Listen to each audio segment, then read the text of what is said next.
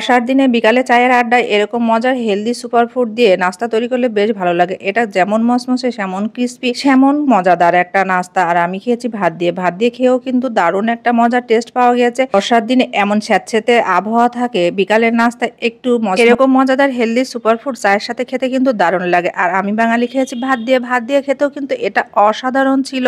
এখানে আমি 2 চামচ সুজি নিয়েছি, সুজিটা ভিজিয়ে রেখে দিয়েছি কিছুক্ষণের জন্য। আর তার সাথে নিয়েছি 1 মুঠা মসুরির ডাল। মসুরির ডালটা আমি ভিজিয়ে রাখবো, বাটাবাটির ঝামেলা ছাড়াই তৈরি হবে বিকালের নাস্তা। সাথে আমি একটা বিশেষ উপকরণ মিশাবো, সেটা হচ্ছে সজনা পাতা। সজনা পাতার গুণাগুণ তো আর বলে শেষ করা যায় না। সজনা পাতাকে কিন্তু সুপারফুড হিসাবে বলে থাকে। এর ভিতরে আমার 10 মিনিট হয়ে গেছে। 10 মিনিটের মধ্যে সুজিটা ঠিক এভাবে ভিজে একটা দানা দানা ভাব আর জড়ো এরকম হয়ে গেছে। তার মধ্যে আমি একটা আলু গ্রেট করে দিয়েছি। এভাবে গ্রেটার দিয়ে গ্রেট করে দিতে হবে। আর হাত দিয়ে যদি কুচানো যায় তাহলে একটু মিহি কুচি করতে হবে, তাহলে অল্প সময়ের মধ্যে আলুটা একটা ক্রিস্পি ভাব চলে আসবে। আর এখানে আমি সজনে পাতা দিয়ে দিচ্ছি পরিমাণ মতো। সজনে পাতাটা কিন্তু আমি আগে থেকে ধুয়ে পানি ঝরিয়ে নিয়েছি। আর সজনে পাতার সাথে এখন বাকি উপকরণগুলো মিশিয়ে দেবো। বেশ কিছুটা পেঁয়াজ কুচি, একটা রসুন কুচি দিয়েছি আর কাঁচামরিচ। আর এখানে আমি মসুরির ডালটা ব্যবহার করেছি। মসুরির ডালটা কিন্তু আমি একেবারেই বাটাবাটির ঝামেলা ছাড়া এখানে দিয়ে দিয়েছি। তার সাথে হলুদ, মরিচ, লবণ আর সামান্য জিরা ও আদা পেস্ট দিয়েছি। এখন সবকিছু ভালোভাবে একটু সময় নিয়ে মাখিয়ে নিব।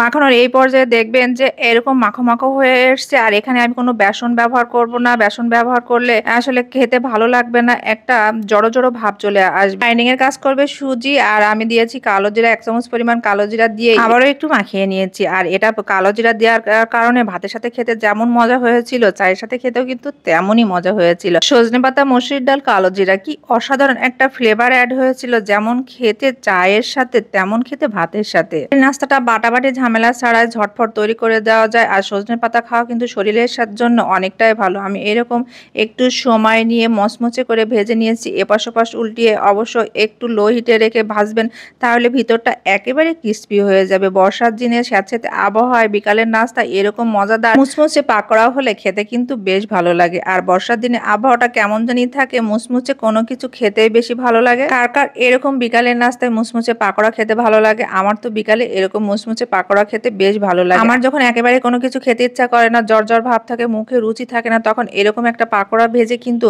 ভাত খেয়ে নিলে বেশ ভালোভাবে ভাত খাওয়া যায় তৃপ্তি সহকারে।